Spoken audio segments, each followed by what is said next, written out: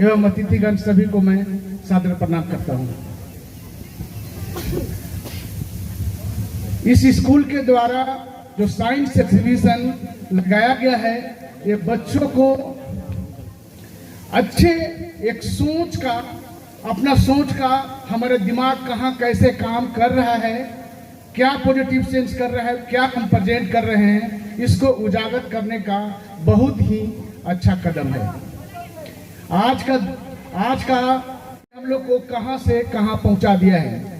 और आज के जो बच्चे हैं, खास करके मैं बच्चे को, जो भी उनके मन में किसी तरह की जिज्ञासा या किसी तरह का इनोवेशन का कोई आइडिया आता है, तो बच्चे अपने शिक्षकगण से जरूर शेयर करें, उनका सहयोग लें, तथा अपने मन में भी जो भी इनोवेशन का आइडिया आता है वो अपने दोस्त से, अपने गार्जियन से, अपने शिक्षकगण से या और जो भी कांटेक्ट में हैं, जो अच्छे हैं, उनसे उनको और उसके लेकर के कैसे हम आगे बढ़ सकते हैं, ये साथ में ये सोचना चाहिए। क्योंकि विज्ञान बहुत आगे बढ़ गया है और अभी आगे और कितना बढ़ेगा वो आने वाला समय बता। कोई आईएएस बनेंगे, कोई आईपीएस बनेंगे, कोई नेता बनेंगे, कोई डॉक्टर बनेंगे, कोई इंजीनियर बनेंगे, कोई वैज्ञानिक बनेंगे। तो पॉजिटिव सोच के साथ चलेंगे तो पक्का अपने मंजिल तक जरूर पहुंचेंगे और हमारे देश, हमारे दुनिया को आगे बढ़ाएंगे अपने इनोवेशन के साथ में। मैं एक डॉक्टर हूं, तो उस हिसाब से मैं मेडिकल के क्षेत्र में आपके साइंस और विज्ञान, इसका क्या रोल है, जो आजकल जो भी आपने ट्रीटमेंट का देख रहे हैं, सारा विज्ञान का रोल है।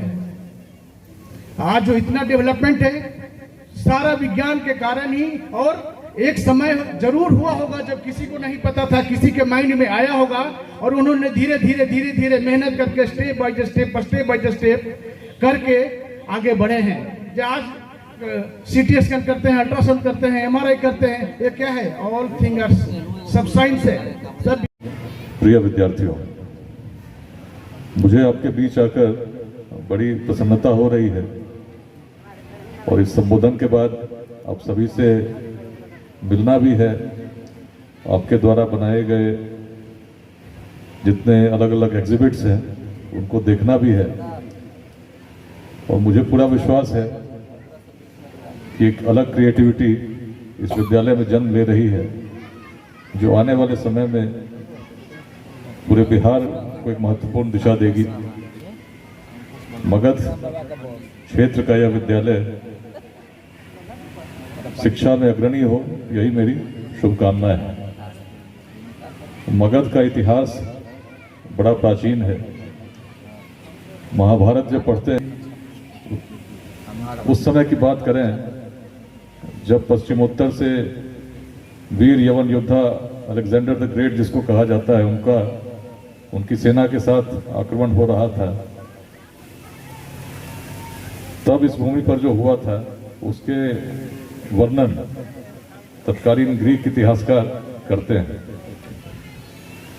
और मुझे लगता है कि हर मगध के व्यक्ति को जानना चाहिए कि उस समय मगध का प्रभाव क्या था।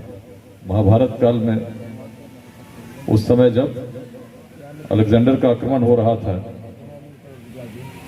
तो कितने लोग जानते हैं कि ग्रीक इतिहासकारों ने क्या लिखा है कि मगध की सेना में 6 लाख पैदल सैनिक थे, 30,000 अश्वारोही थे, 9,000 युद्ध के लिए तैयार हाथी थे और 8,000 रथ थे।